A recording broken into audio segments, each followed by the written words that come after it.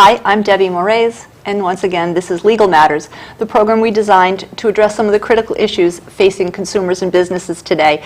As we say, it's legal information, it's practical solutions, and straight talk about a wide variety of topics that face businesses, your business, and your home life. Last session, we were talking about animal cruelty, animals in the wild, animals in the home, taking care of animals as pets or those who have problems, and if they're wild and rabid, and if they're biting your children, what should you do?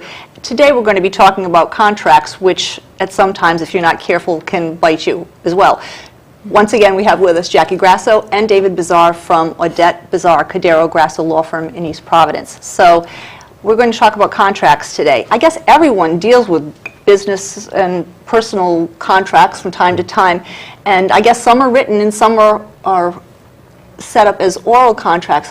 What do you suggest that people be aware of when they're entering contracts? It seems that it could be very daunting. Do you have thoughts about that?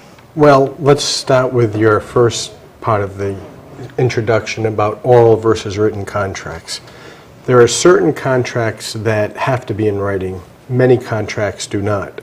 So if it's a contract that doesn't fall under what's called the statute of frauds, which is a listing of certain things that need to be in writing, an oral contract can be very binding. But what happens is you now have some disagreement over a contract. You're probably going to end up with disagreement over the terms of the contract.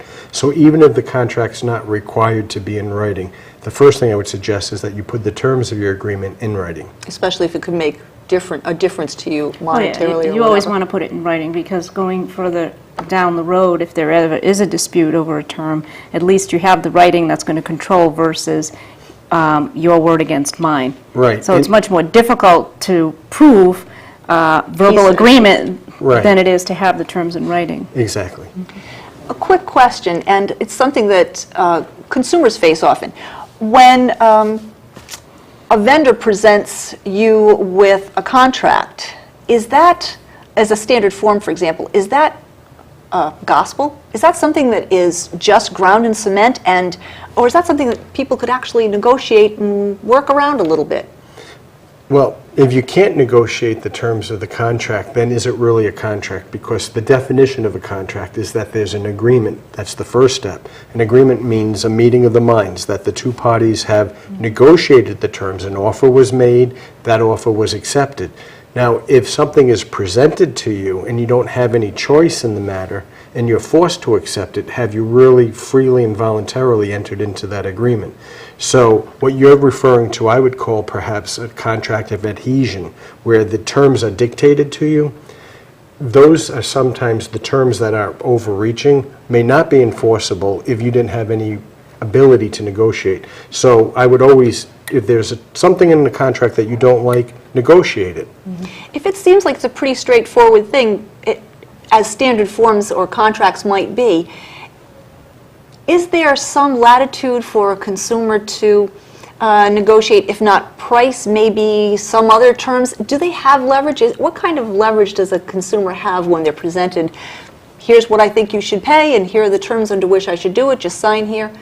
What does a consumer have in his they always have leverage arsenal? Without any, without doubt they always have leverage. If they didn't, then we'd go back to what David said. Right. Adhesion contract is often called a one-sided contract. I use the example of purchasing a car. Nobody pays sticker price for a car, so all the bargaining back and forth, ultimately you decide on what the final price is.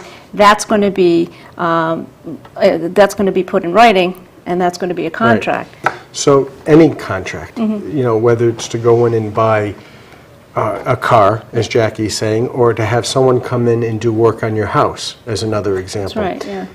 All the terms are subject to negotiation. You should never accept what's being dictated to you if you don't agree with those terms. So if you're dealing with a contractor, for example, who's going to come in and perhaps build a deck on your house, first of all, again, I'd want it in writing. I'd want in writing the terms, which include what's the price, when is it going to be started, when's it going to be completed, what materials are you going to use. These are all different things that can have a big impact on the project that you're doing. And if you don't have all of that in writing, now it's again, you're back to the he said, she said. If you were expecting them, for example, to build a deck with a synthetic material, AZAC say, and they're using pressure treated lumber, and you said, well, that's not my agreement, how are you going to prove that? And adding to the home improvement, we also have consumer laws, especially in Massachusetts, that dictate what has to be in a contract if you're having anything done to the home.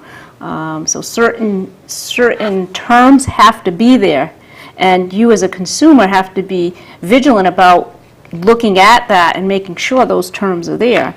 You bring up a good point. I think most, as we're starting to broach the subject now, most contracts are supposed to be fairly negotiated, properly drafted. People are supposed to review them to ensure that they understand them. But there seems like there's often a wide gap between what is often written and what someone understands. Not always do they understand, not always do they clarify. What should someone do if they get to read a contract that is beyond what the average do-it-yourselfer could do? What if it's laden with legalese? Is that a red flag that you should just say, stop, let's get clarification, rewrite it, let me get a lawyer? What should someone do? Well, if it's a complicated document like that, I would say no doubt you need to get some legal advice. Right. And the second part of that is, what are we talking about? Are we talking about a very complicated contract for a very small thing? You know, it's a $100 repair to, you know, a pipe, for example. You're not going to spend money on a lawyer to look at a contract for $100. But if it's a $50,000 addition to your house and there's some language in there you don't understand, I wouldn't enter into that contract without having an attorney explain it. So I'm confident that if there is a problem, and again, remember what a contract is. It's a legally enforceable agreement. You can have agreements that aren't contracts because they're not legally enforceable. But if you have a contract, a legally enforceable agreement, the whole point of it is if one side or the other breaches, you have a remedy.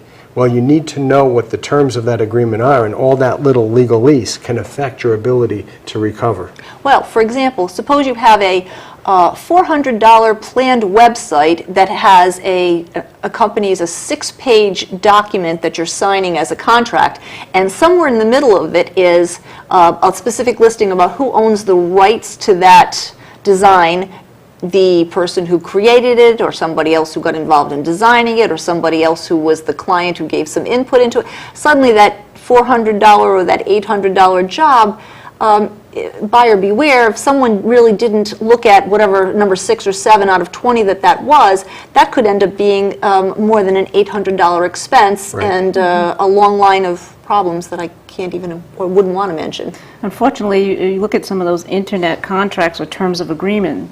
A good example is every time you download something, before you can run the program, you have to list the terms, you have to read the terms of agreement, or else you can't run it. Well, who reads that? Right. You know, that's the thing. They make it so complicated and burdensome that people just sometimes will skip over it and just say, well, this is a general thing, let's skip over What it. percentage of people do you think actually read it before they check that box? Probably about 1%. If that. Yeah, probably about 1%. Yeah. Well, in any contract, somewhere you would expect to see that payment, or whatever they refer to as consideration, is going to be done in a timely manner. What is timely? Who said, isn't it true that you should not leave anything up to interpretation? If you say timely manner, how would you know what I think is timely is not what you think We is have timely? to put the terms in writing. But if they just list timely, should that be a red flag to someone to say, it's 40 days after I finish this and 80 days after I finish that? Or You know what the court would say to that is whatever is reasonable, Right, and the court will given the take type of contract. contract. Yeah. Right, Yeah. so as Jackie's saying, if the contract is for repairs to a home, what is the industry standard that you would apply to that? That's how timely would be interpreted. who knows what the industry standard is? Would you need an expert witness to determine that, or is that somewhere written in a book that we're not familiar with on a given daily basis? I don't think you would need an expert witness, but I think you could probably call in people in the industry to give you some type of idea of what Right. reasonable time standard would be. There are certain terms that can go into a contract that may be terms of art or may be used in a certain industry. One that comes to mind is it says, I'm going to buy a baker's dozen. Well, most people know what that means, so there are other terms like that in other industries. If you're a merchant who engages in that type of business, you're held to the standard of a merchant who engages in that type of business and would be presumed to know any terms of art like that that might be found in a contract. If you're a consumer and it's not readily known what something might mean that's a term of art, then you may not be held to that standard if it's a contract that's been forced upon you. Assuming that you should read, not skim, whatever that contract is, and you need clarification, you would understand that many would just say, well, this means that, and that means the other. Is the onus on the purchaser to make sure whatever that clarification is also in writing, so that there's no longer a debate about, I said, I thought you meant? Well, actually, I think the onus is both ways, because if you don't have a meeting of the mind, like David said, then you have to spend your time litigating on what was this term, what did this really mean. This actually happened to me yesterday. I was litigating a case in New Bedford in small claims court, and it was a contract for advertising in a local magazine, and additional terms of that contract, it had 3 blank lines where you could write additional terms. It said $200 a month plus $150 a month in trade. So what we were litigating was, what do you mean by trade? Is it like a gift in kind? What was happening is the person taking it in trade, instead of getting the $150 in cash, my client who owned a restaurant would let this person come in and use up to $150 a month in trade, or trade in kind. So we were litigating, what do you understand by that? Because the person who was suing my client said, well, it was a gift certificate. Well, how do you deem it a gift certificate if you would never actually get a gift certificate? Right. You know, so had that been more specific, we wouldn't have had to litigate that issue. So unless there's a past practice that these parties could And look that's what we back were to, discussing. That's right. that past practice will become a substitute for what that word means. But if there's no past practice, then how do you figure out what it means? If you were the consumer, you might not know what past practice is. Since I'm in the business, I happen to know what that past practice is about. And I might also say that it would be worthwhile for someone to say, exactly what kind of trade arrangement is it? Is it a dollar for dollar? Is it a $1 for this, for $3 for that? That's what, and I had my client testify to that. Okay, what is it a trade voucher? Is it dollar for dollar? And the industry standard, according to my client, is, well, it's not dollar for dollar, because if he didn't use the entire 150, then he essentially lost it, use it or lose it. Problem was, that was not in the contract. Right. That was not specific. And so suddenly what could have been, say, 3 months is 150, 150, and That's right. 150. By the time you litigate that and the extra time and cost, Yeah. I'm expecting that it's not $450. That's right. That's right. Right.